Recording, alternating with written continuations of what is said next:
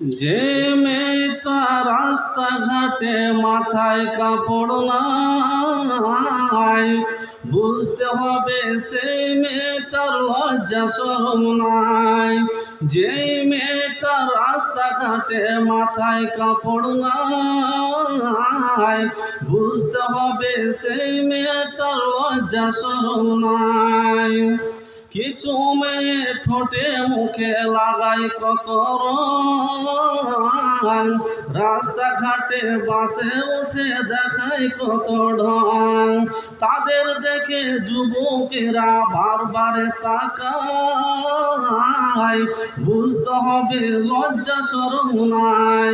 যে মেয়েটা রাস্তাঘাটে মাথায় কাপড় নাই, বুঝতে হবে সে মেয়েটার লজ্জা শরম নাই। কিছু মেয়ে নিজের দেহ পর কেউ দেখায়, কিছু মেয়ে নিজের দেহ বাজারেও দেখায়।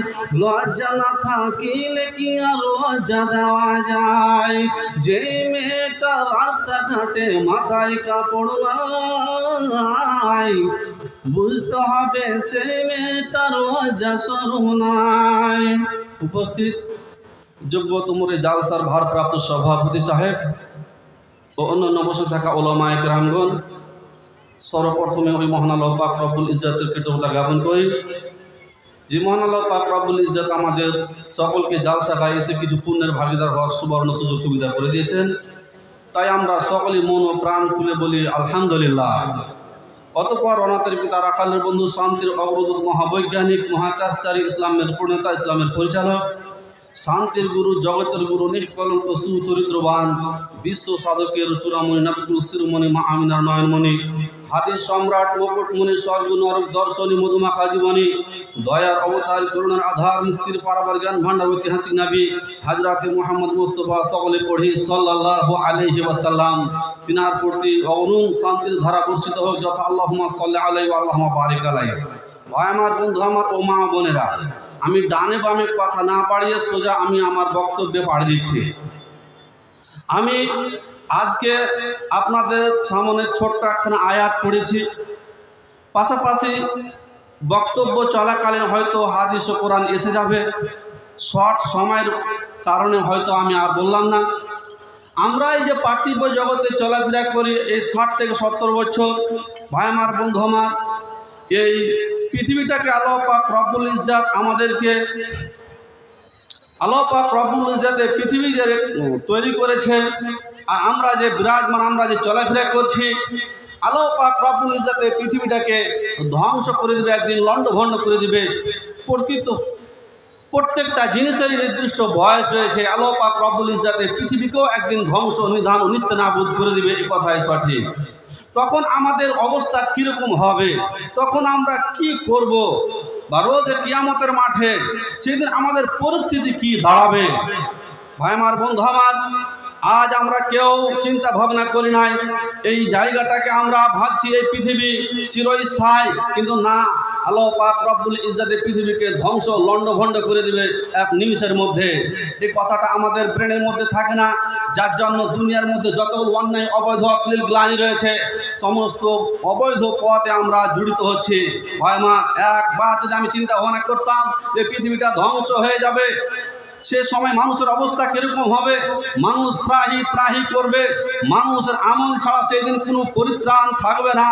আজকে আমরা আমাদের মস্তিষ্কের মধ্যে একটা জিনিস কম্পেয়ার করে দেখেছি বা অঙ্ক করে দেখেছি, সেই দিন কিয়ামতের মাঠের বিচারের মাঠে কাঠগড়াতে আল্লাহর সামনে দাঁড়িয়ে আমি কি পেশ করব, এমনটা চিন্তা ভাবনা করে আমরা এই পার্থিব জগতে চলাফেরা করি না। মা বোনেরা ও বাবাজিরা, ভাই আমার, আল্লাহ পাক রব্বুল ইজ্জত যখন এই পৃথিবীকে ধ্বংস করবে, সমস্ত জিনিস যেন চূর্ণ বিচূর্ণ হয়ে যাবে, কোনো জিনিসের অস্তিত্ব থাকবে না। মানুষ তখন নিজ নিজ নিজ নিজ জান নিয়ে যেন ত্রাহি ত্রাহি করবে, হাই হুতাশ করবে, সেদিন কোনো অস্তিত্ব থাকবে না। এ কথাটা আমরা একবারও গবেষণা করি না বা চিন্তা ভাবনা করি না। আল্লাহ পাক রব্বুল ইজ্জত বলেন, এই সারা আসমান যে আমি সাজিয়ে রেখে বলেছি, সুন্দর করে তারকা মণ্ডল দিয়ে, চন্দ্র দিয়ে, সূর্য দিয়ে সমস্ত জিনিস যেন খসে খসে পড়ে যাবে। আল্লাহ পাক রব্বুল ইজ্জাত অন্য আয়াতের মধ্যে বলছেন কি, আউযু বিল্লাহি মিনাশ শাইতানির রাজিম, বিসমিল্লাহির রহমানির রহিম, ফাইযা নুফিখা ফিস-সূর নাফখাতাও ওয়াহিদা। আল্লাহ পাক রব্বুল ইজ্জাত যখন ইসরাফিল আলাইহিস সালাতু ওয়াস সালামকে বলবে, ইসরাফিল পৃথিবীকে আমি আর রাখবো না, পৃথিবীকে আমি ধ্বংস করে দেব। আল্লাহ পাক রব্বুল ইজ্জাত যখন অর্ডার করবে ইসরাফিল আলাইহিস সালাতু ওয়াস সালামকে, ইসরাফিল তোমাকে যে কাজ আমি নিযুক্ত করে রেখেছি তুমি তোমার বাঁশিতে ফুঁক দিয়ে দাও। ভাই আমার, বোন আমার, সারা পৃথিবী যেন টলমল টলমল করবে এবং সমস্ত জিনিস যেন থরথর থরথর করে কাঁপবে। অন্য আয়াতের মধ্যে আল্লাহ পাক রব্বুল ইজ্জাত বলছেন, আউযু বিল্লাহি মিনাশ শাইতানির রাজিম, বিসমিল্লাহির রহমানির রহিম, ইযা যুলজিলাতিল আরদু জিলজালাহা ওয়া আখরাজাতিল আরদু আসকালাহা। মা আমার, বোনেরা, বাবাজিরা আমার, আমি আমার সমস্ত আত্মীয় স্বজনকে যখন আমি কবর দিয়েছি, আমি লাশ পুঁতে রেখেছি, আল্লাহ পাক রব্বুল ইজ্জাত যখন কিয়ামত কায়েম করে দিবে, সে সময় যতগুলো লাশ পুঁতে রেখেছি সমস্ত লাশগুলো উঠে যেন পশ্চিম গগনে দৌড় মারবে। ওই সময় যখন মানুষ যখন পশ্চিম গগনে হাসরের মাঠে দৌড় মারবে, ভাই আমার, বন্ধু আমার, বাবাজিরা আমার, তখন পরিস্থিতিটা, আমাদের অবস্থাটা কিরকম হবে আপনি কি একবার চিন্তা ভাবনা করেছেন? না না, আমরা কেউ চিন্তা ভাবনা করি না। আমরা রঙ্গ রহস্য লীলা তামাশায় মেতে রয়েছি। এই জুয়াই নওজোয়ান, এই যুবকের দল, ওরে সারা পৃথিবীর বুকে তুমি বিরাজমান করছো, তুমি রঙ্গ রহস্য লীলা তামাশায় তুমি মেতে রয়েছ।